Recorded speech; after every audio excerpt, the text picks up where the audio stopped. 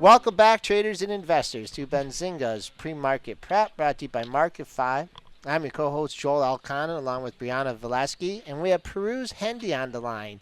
He's a stock and option strategist for Hamzei Analytics. Pirouz, how you doing this morning? Doing well. Great. Thank you. All right, so we've had a couple of Far East friends on before, and we always ask for our favorite Far East story, or a fairy tale. Do you have one that kind of sticks out from your mind? Because it's from his effervescent personality, whether from trading or a trick he pulled on you. Do you have a favorite Far East story? Uh, I've been with Hamzei Analytics since 2012, and I think there's so many events that have taken place throughout the years.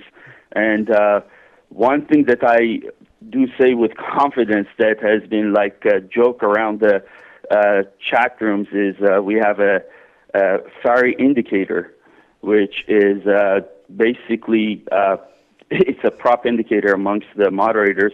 Whenever he steps away from the platform or his trading desk for over like an extended period, that's when you see a huge expansion in price action in the market.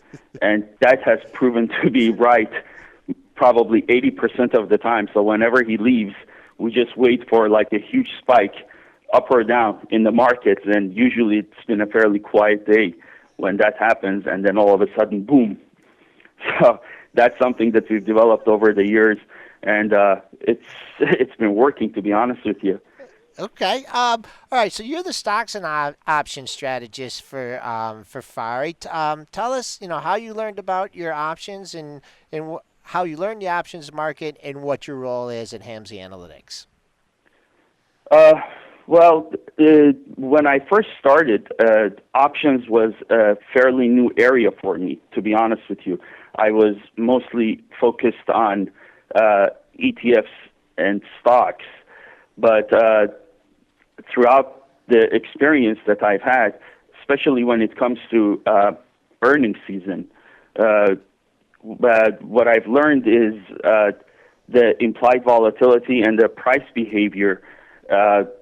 It makes a huge difference on what we do. And he is a very, very, I would say, expert on trying to find the premium that is most suitable for the strategies that we use, especially when it comes to earnings, because those implied volatilities really spike during the earnings season, and it's very important to pick what is most suitable for that earnings report. And one thing that is a fairly big area of my focus as far as the markets go, I focus a lot on volatility, to be honest with you. And with the influx of ETFs in the past few years, there's been numerous instruments that traders can use to utilize the changes in volatility. And I've worked a lot on the volatility aspect of the market. Okay, so volatility. Are you looking, when volatility gets way out there? I mean, are you looking to sell that volatility and looking to come back in, or once the volatility gets going one direction, you just kind of go with the momentum until it stops? To be honest with you, for the past 3 years, I've been betting against the volatility, Oh. which means that I look for spike and expansion in volatility and start taking the short side of it. And that has proved to be fairly effective.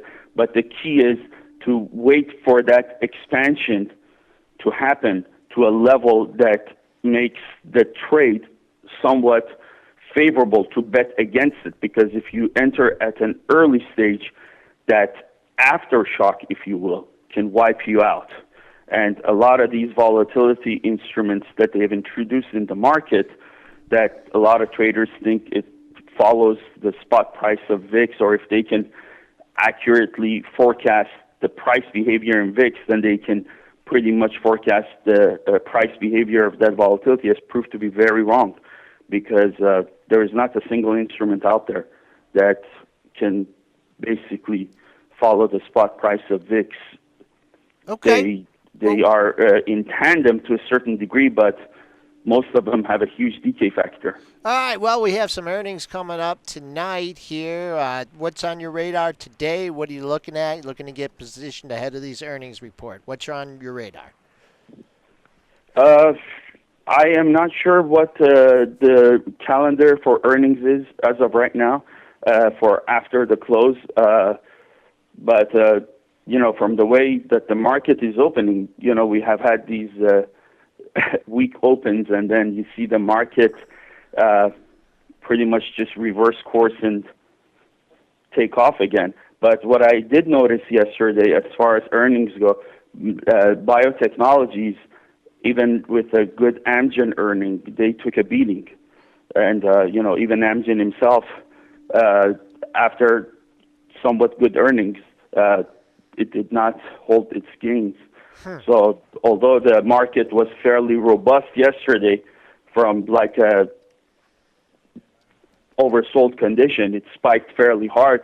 Biotechnologies did not anticipate. So I think moving forward, there's going to be a lot of names in the biotechnology sector that will definitely set the tone to see if the momentum in those biotechnology stocks will continue or not. Looking at the IBB, that took the hit, reflected the move in the Biotechs. Biogen coming off its high. What do you make of Biogen not really recovering here with the rest of the set? I mean, it's kind of been like a sleepy dog here since this big sell-off. Is the run over in Biogen? Well, that's a very good point, because if you look at the overall sector, and I usually consider that the speculative sector, and that really basically sets the tone for the mood of investors. The big boys, like you said, the Biogens, the Celgenes, the Amgens, the ones with proved track record, they have failed to participate in the rally relative to the smaller names that have gone basically parabolic. I mean, there's a stock, ESPR. If you look at the chart on that stock, since October, this stock has gone tenfold, literally tenfold. And it's not even a 12-month period yet. And yet the big boys have failed to really capture that kind of a momentum. So I think, to be honest with you, there's more speculators chasing basically price action rather than trying to do investing based on the fundamentals of the underlying company, because the ones with the proven track record are simply, like you said, they're sleepers, and a lot of people think, well, if I invest in this, there's going to be opportunity cost because I can be in something with a higher beta that will produce a much more favorable return. So I think with the sector moving up, if you have stocks like Biogen, and to be honest with you, I think Biogen will set the tone with its earnings of how IBB will perform, because if that does not have good earnings, then it will definitely put some serious pressure on the sector, and higher beta stocks in biotechs will be sold off prior to their earnings, because really nobody wants to take a chance. Yeah, I mean, and earnings does move the stocks, but with those, it's always the big drug trials and things that you have to pay attention to as well. Before we let you go, just any final comments for people that are looking into your strategies? Any books or courses that you would recommend as far as focusing and trading on volatility? To be honest with you, I am sure there's plenty of books and instruments out there. I think the best thing to do is the experience that you gain in the market and your own risk capital that you lose is the ultimate arbiter in your decision making, because nothing substitutes that experience. Now, with that said, I think when you're trading volatility, the most important thing to do is to have defined risk. Okay. So basically, even before you enter, you gotta have an exit strategy, because it's almost like a live wire. You cannot touch it unless you're absolutely sure.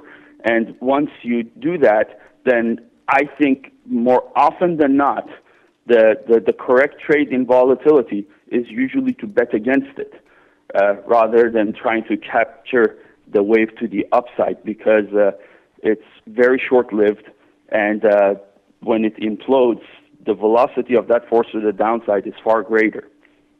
Okay, we've been on the line with Pirouz Hendi. He's a stocks and options strategist for Hamzei Analytics, giving us a peek into his strategies and the fiery indicator as well. We'll have to ask him about that next week. Thanks a lot, Pirouz. Have a great trading day. We'll speak to you again soon. Okay, thank you for having me. Have a good day.